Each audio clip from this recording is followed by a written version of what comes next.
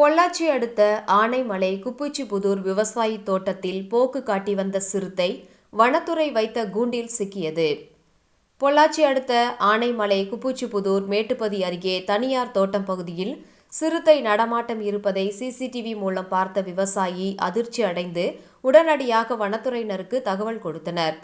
பின்னர் சம்பவ இடத்திற்கு வந்த வனத்துறையினர் அப்பகுதியில் ஆய்வு மேற்கொண்டு சிறுத்தை பிடிக்க நடவடிக்கை மேற்கொண்டனர்.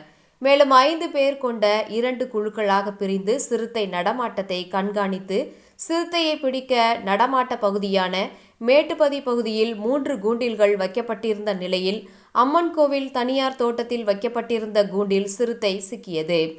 கடந்த அக்டோபர் 25 முதல் கால்நடைகளை தாக்கிக் கொண்டிருந்த சிறுத்தை பிடிக்கப்பட்டுள்ளதால் போத்தமடை குப்புச்சிபுதூர் பகுதி மக்கள் நிம்மதியடைந்துள்ளனர். வனத்துறையினர் சிறுத்தையினை வனக்கால்நடை மருத்துவ அலுவலர் கோவை அவர்களால் பரிசோதனை மேற்கொள்ளப்பட்டு உலாந்தி வனசகர அடர் வனப்பகுதிக்குள் விட நடவடிக்கை மேற்கொள்ளப்பட்டு வருவதாக தெரிவித்தனர்.